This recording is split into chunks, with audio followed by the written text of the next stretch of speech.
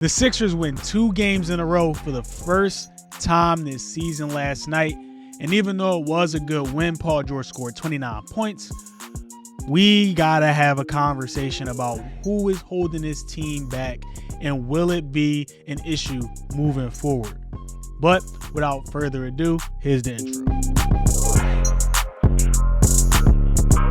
What's going on, Cliffhangers? We are back with another video. We are still on the road to 1,000 subscribers before the end of December. So make sure you hit that like button, you hit that subscribe button down below. I greatly appreciate it. It takes 1 second. Also, this is the month of December, so it's the last month. We got to get to 1K. We're almost, I think we're like 206 or 205, something like that, away from 1K subscribers. So please go hit that like button, hit that subscribe button, go send it to your friends, all of that. Join the Discord below and become part of Noti Gang and hit that bell notification down below so you never miss a video. Like I said, Discord link in the description below. Come talk to us. Socials all down there as well. Get me to 100 likes on this video, but we're gonna get right into it. All right, so we'll just start here, bro. The Sixers won. They win 2 games in a row for the first time this season. Paul George looked like Paul George. Like, I want to be excited about the win because Paul George did look like Paul George finally. And Maxey, even though having a tough game from the field, came on down the end of the game.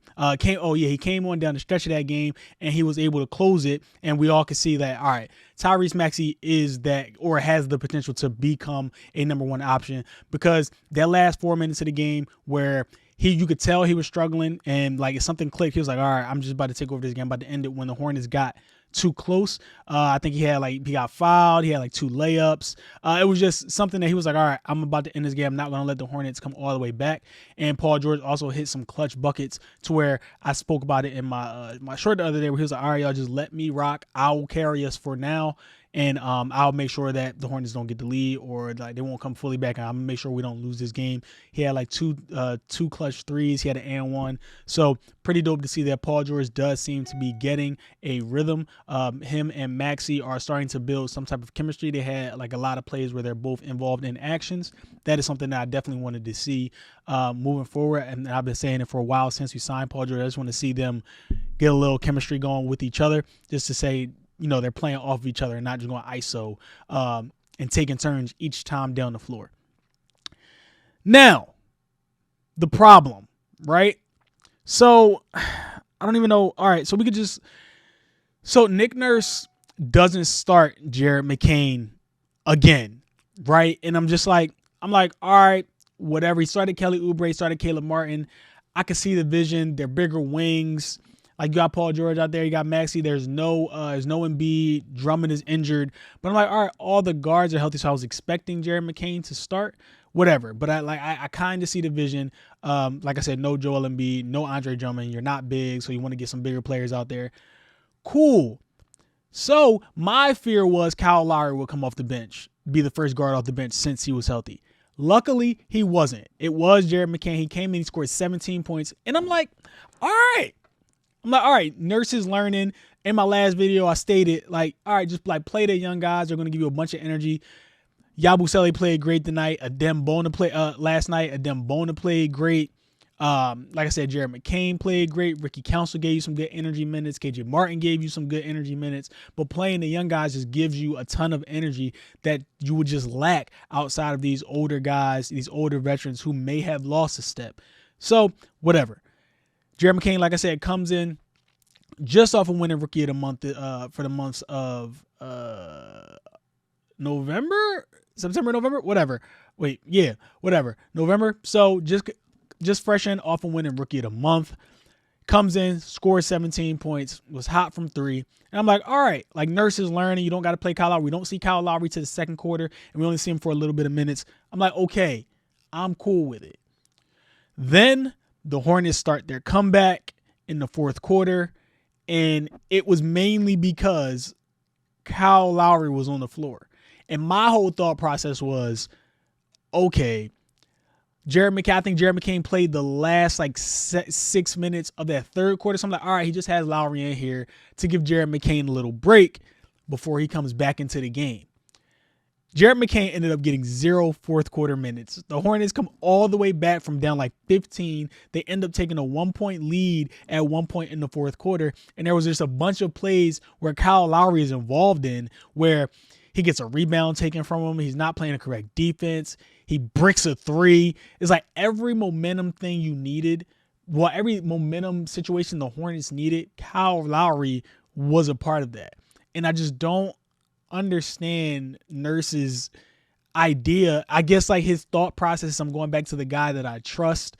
But like the entire season, Kyle Lowry has not been good. He has not been good in any of the games this season. He's slow. He's unathletic. He's short. He can't rebound. He can't shoot anymore. He gives you absolutely nothing on offense. He took that 1-3 tonight. And it's like, why is he in the game over Jared McCain, who is your second leading scorer, by the way, on a team with Tyrese Maxey, Paul George, and Joel Embiid? He is your second leading scorer coming off of Rookie of the Month. Why is he not playing in the fourth quarter? And in that fourth quarter, you could tell what the Hornets were doing where they were selling out to stop Maxey from getting to the rim all game. So if Maxey would come around the screen, they would essentially leave the screener wide open and just say, all right, Maxey, you're just going to have to pass this ball and they're going to have to knock that shot down. We're not letting you beat us at the rim. And that's where Paul George came in because he hit those clutch threes. But the Hornets were just selling out to stop Maxey and also stop Paul George from getting to the rim. So the Sixers needed some spacing. It was a lineup of, I think, Maxey, Oubre, Paul George, Caleb Martin, and Yabusele. It's not the worst lineup, but after Jared McCain has 17 points. So Jared McCain was 3 for 4 from 3 last night. And you would expect to put him in because mostly a lot of these games, he's been the Sixers' best player. We could just keep it honest. Even with Tyrese Maxey on the court, he has been the Sixers' most consistent best player throughout this entire season. So why not have him on the court? And he's also a floor spacer. And he's also your best 3-point shooter. Why is he not on the court, Nurse? And while the Hornets are coming back, and you could see that what they're doing is just stopping Maxey and Paul George from getting to the rim, and they're just allowing everybody else to shoot. Put your best shooter on the floor. But Nick Nurse has this stubbornness with playing young guys in crucial situations, or honestly playing them at all. Because like I stated before, half of the young guys wouldn't be playing unless it was for the injuries, right? Bona is only playing because Joel Embiid and Andre Drummond are both hurt. Ricky Council only played because of that little stretch that the Sixers went on where all the guards were hurt. Jared McCain is only playing because earlier in the season, Kyle Lowry got hurt. He's only playing these guys because of the other injuries on the Sixers roster. He isn't trying them out. He isn't giving them consistent minutes to see what he has in the younger players. He's just like, all right, well, these hurts. These other guys are hurt. I guess I have to play y'all now. And you see it when he does end up playing the younger guys. They give the Sixers some energy. They give them timely buckets. It's just something that the older guys just can't give you at this point in their careers. So it's very frustrating. I don't know what Nick Nurse's thought process was. He even gave a quote last night on Jared McCain and why he didn't play, and it just didn't make any sense. I'll read it here for you. So Nurse said Jared McCain was very good off the bench performance for him. You come in and you need some scoring off the bench. It was a tough decision. We were struggling on the offensive end. I was really considering a lot of the fourth quarter of putting him back in there down the stretch just to give us a little more space for Tyrese Maxey and Paul George to operate because they were closing in pretty hard off some of the other guys. Too bad Yabu had some great looks and couldn't buy one tonight. He was on the receiving end of some of that spacing. It made it pretty tough for those guys to navigate a bunch of bodies to play through in the fourth. So you see, he saw that like they were having spacing problems and that they was closing out on Tyrese Maxey and not closing out, but they were basically stopping Tyrese Maxey and Paul George from getting to the rim. And he still decided to not put Jared McCain in. I just don't understand. And in that fourth quarter, Caleb Martin wasn't giving you anything. I guess you needed Kelly Oubre in there to guard Brandon Miller, who went off anyway. Play Jared McCain. What's the issue? I don't understand. And I feel like Nurse, I'm on the verge of calling for him to be fired. I know it'll be tough after only having him for a season, but again, the constant with this Sixers team this entire season has been injuries and it's been lack of coaching. And Nurse has provided absolutely nothing. Even on the offensive end, they still look bad. Defensively, they still look bad. He doesn't run any sets. He ran like a flare screen for Jared McCain last night. We didn't see it again. He's not playing the younger guys. And you can tell that the younger guys are the future of this team and the key to the Sixers winning games.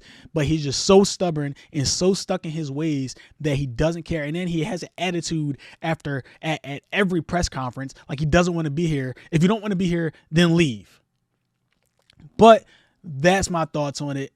I'm just very close to calling for his job. Let me know what you think in the comments below. Should they fire Nick Nurse? Should they keep him? What's your thoughts on his coaching philosophy? Remember, get me to 1,000 subscribers before the end of December. I'll holler at y'all.